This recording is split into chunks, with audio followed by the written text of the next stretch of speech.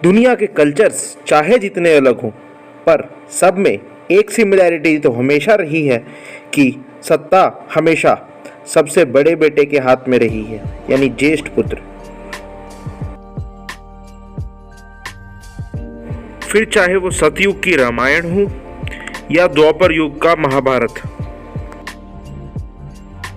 छोटे भाई बड़े भाई को पिता तुल्य मानकर अधिकतर केसेस में उसका शासन में हाथ बटाते थे या फिर उसके खिलाफ विद्रोह करके खूनी लड़ाई लड़के उससे सत्ता छीन लेते थे। पर आज हम जिस कहानी के बारे में जानने जा रहे हैं वो कहानी है उस मंझले बेटे की जिसने दोनों रास्तों में से कोई ना चुनकर बल्कि तीसरा रास्ता चुना जो कि शांति का रास्ता था। तो ये कहानी है राव बीका की। ये कहानी है बीकानेर की। जोधपुर राज्य की नींव रखने वाले थे राव जोधा और उन्हीं के दूसरे नंबर के बेटे राव बीका, जिनके उत्तराधिकार को यह कहकर समाप्त कर दिया गया कि वो ज्येष्ठ पुत्र नहीं है। पर उन्होंने ना तो बैक सीट पर बैठकर चुपचाप देखने का ऑप्शन चुना और ना ही विद्रोह करके अपने ही भाइयों का खून बहाने का ऑप्शन, बल्कि चुपचाप निकलकर अलग राज्य बसाया, वो भी सिर्फ 300 लोगों की मदद से। जिस जगह को आज अपनी दो बड़ी फूड चेन्स बीकानेर वाला और हल्दीराम के नाम से जाना जाता है, किसी समय ये इतनी उजाड़ हुआ करती थी कि इसे जंगल देश कह के संबोधित किया जाता था।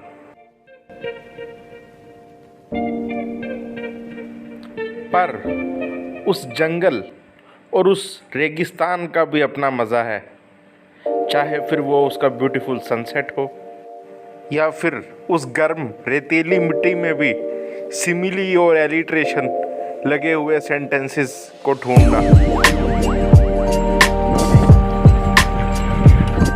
अब सनसेट देख लो पीछे आपके जस्ट।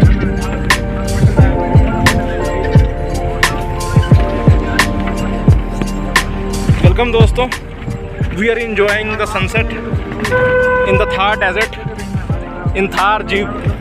और इस सफ़र की शुरुआत की हमने कैमल सफारी पॉइंट से, जो कि रायसर विलेज का स्टार्टिंग पॉइंट है। रेगिस्तान में एंटर करते ही रजनीश जी की वो गज़ल याद आती है। उगा रेत से बलुआ ये शहर, ठिठुराया ठहरा हुआ ये शहर, शहीन होता गया पर बराबर है दिल को लुभाता ये शहर। सदियों से किलित मानचित्र जैसा शहरों में ईसा हुआ ये शहर, शांत ऐसे जैसे तपोवन में कोना, फकीरों की अथवा दुआ ये शहर। पछुआ पवन से छिटा हुआ ये गांव और गांव से छिटका हुआ ये शहर।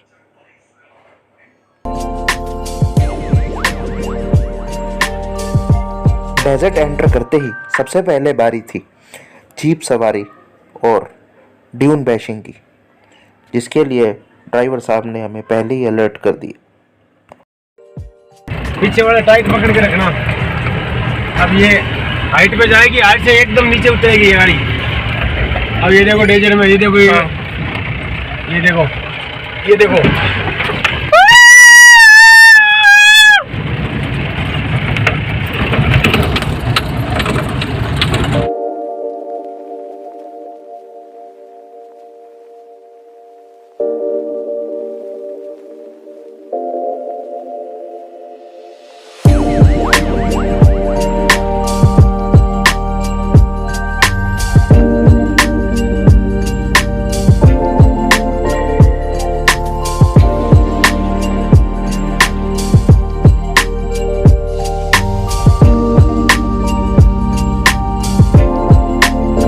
और राजस्थान की इस डेजर्ट से गुजरते हुए तलब हुई राजस्थान की सॉइल, उसकी इकोनॉमी, उसके कल्चर के बारे में जानने की। और फिर हमने शुरू किए क्वेश्चन ड्राइवर साहब और अपने गाइड साहब से पूछते।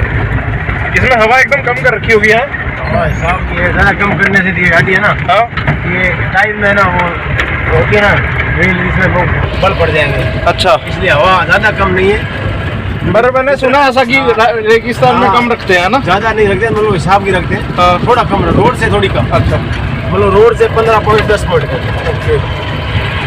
ये सारी की सारी प्राइवेट जमीन है सारी। हाँ हमारे खेत है। अच्छा अच्छा, पर यहाँ कुछ उगता तो नहीं, बस इसको इसी पर्पज के लिए यहाँ पे रखा। उगता है ना, बीकानेर के भुजिया पापड़ फेमस है ना। हाँ हाँ यहाँ मोठ अच्छे होते हैं, मूंग अच्छे होते हैं। हाँ। यहाँ मूंग होते हैं, मोठ होते हैं, ग्वार होता है, बाजरा होता है, वो सब उगता है यहाँ पे, हाँ? तिल होता है। पर यहाँ कुछ हुआ तो नहीं हुआ पर अभी नहीं, अभी जो बारिश होगी ना, हाँ। अब खेती करें में दीपावली तक, हाँ। खेती दीपावली में सड़ जाएगी। अच्छा, अभी देखिए हम सिटी के नजदीक आ गए ना, हमारा गांव, तो जमीन में बहुत है हमारे पास, लेकिन सिटी के नजदीक आने से दूसरा काम बहुत है, बिजनेस, इसीलिए क्या लोग बात थोड़े कम कर रहे हैं, खेती के तरफ ध्यान कम है। अच्छा। कुछ शिक्षा से खराब हो गई, शिक्षा से हाँ, मतलब अब लोग खेती की तरफ शिक्षा का मतलब है 100 में से 1-2 को नौकरी मिलती है हाँ। और बाकी फेल हो जाते हैं। तो खेती करे ना कोई नौकरी करे, इसीलिए ये खेती ज्यादा बंजर है। पर पूरी पढ़ाई करना पाए, अभी थोड़ी पढ़ाई के चक्कर में खराब हो जाए। और फिर समय था सनसेट का, और जैसा कि सनसेट के बारे में कहा गया है, it's almost impossible to watch a sunset and not to a dream. तो जहां ड्राइवर साहब सपने देख रहे थे इन खाली ज़मीन और खाली कैंप्स को भरे हुए होने की, हम सपने देख रहे थे ड्यून बैशिंग और उस रेत पर लेटने की।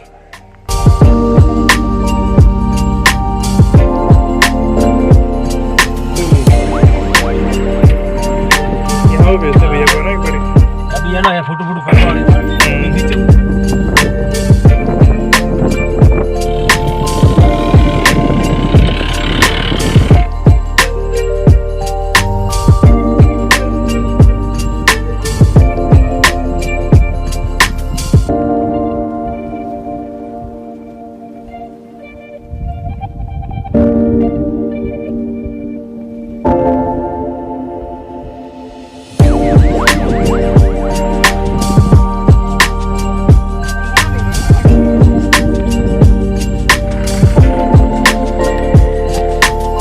और फिर ढलते हुए सूरज के साथ अपने सफ़र को अंत करते हुए हम चल पड़े अपनी अगली डेस्टिनेशन करनी माता टेम्पल की तरफ।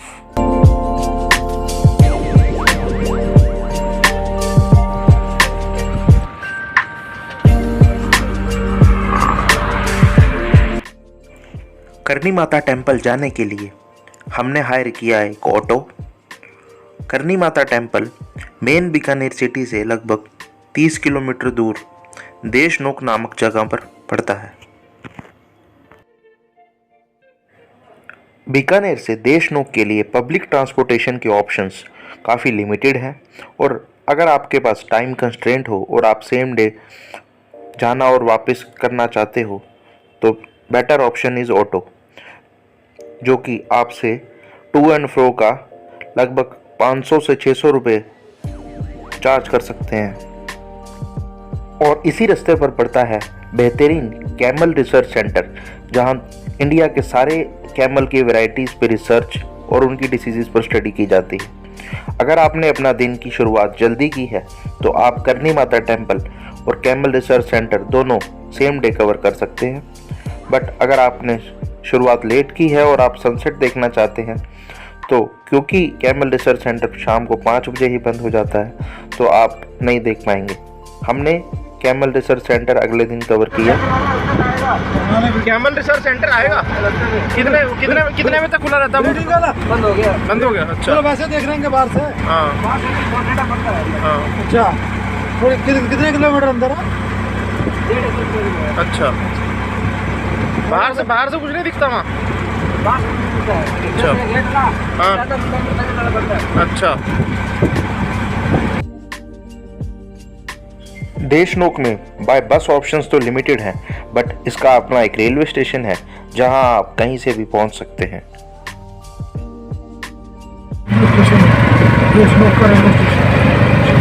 में गाड़ी पे आया था। अच्छा, परली साइड पे मंदिर है साथ ही। अच्छा, तो अपने मंदिर डिस्पाइट बीइंग अ टेम्पल, इसका जो आर्किटेक्चर है वो किसी भी फोर्ट के कंपैरेबल का है। करनी माता के बारे में कहा जाता है कि उनका भांजा लक्ष्मण, जो कि कुएं में गिरकर मर गया था, करनी माता ने दिन रात यमराज की तपस्या की और मेडिटेशन करके अपने भांजे को दोबारा जीवन देने के लिए यमराज को मजबूर कर दिया। पर वो दोबारा जीवन जो मिला वो इंसान के रूप में नहीं, पर सफ़ेद चूहे के रूप में मिला। इसीलिए ऐसा माना जाता है कि अगर आपको मंदिर में इन काले चूहों के बीच में कोई सफ़ेद चूहा नज़र आ जाता है तो आप लकी हैं। अपने इन्हीं चूहों के कारण ये मंदिर देश विदेश में विख्यात है। यही नहीं, हैरानी की बात यह है कि आपको यहाँ पर कोई भी चूहा मरा हुआ नहीं मिलेगा और ना ही कोई बच्चा चूहा मिलेगा। मतलब सभी चूहों का एक सर्टेन साइज है और इतने चूहे होने के बावजूद भी यहाँ कोई बिल्ली नहीं है।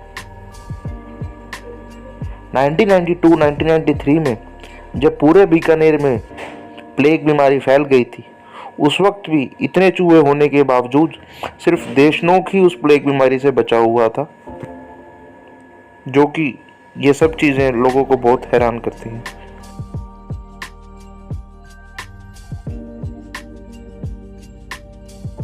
जहां महिलाओं का चित्रण करते समय इस बात का खास ख्याल रखा जाता है कि उनके चेहरे पर बालों का कुछ भी नामो निशान ना हो, वहीं उसके उलट करनी माता की छवि इस तरह की है कि वो उनको दाढ़ी वाली माता कहा जाता है, क्योंकि उनके चेहरे पर काफ़ी बाल थे।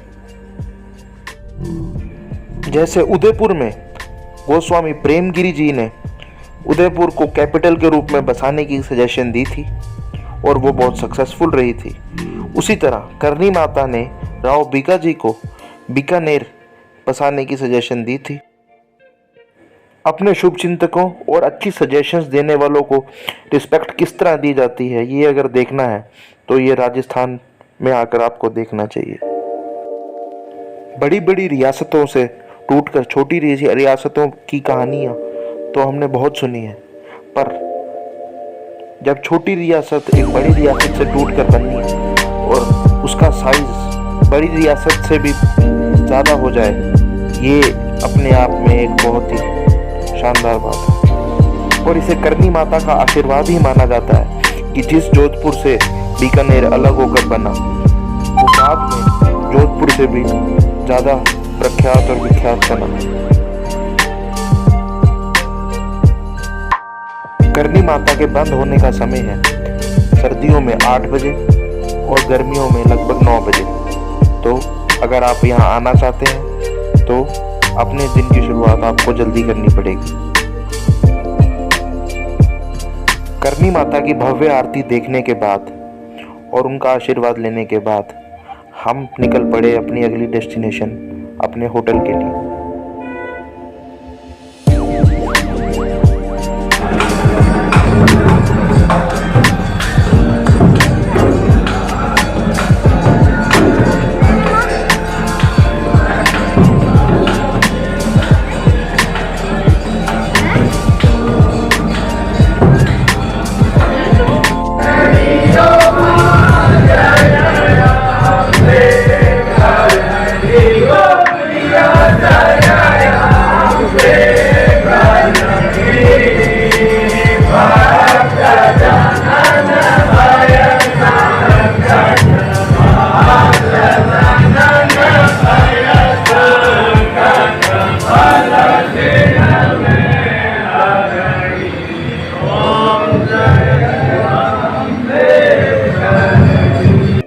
अगर वीडियो अच्छी लगी हो तो लाइक और सब्सक्राइब जरूर कर दीजिएगा।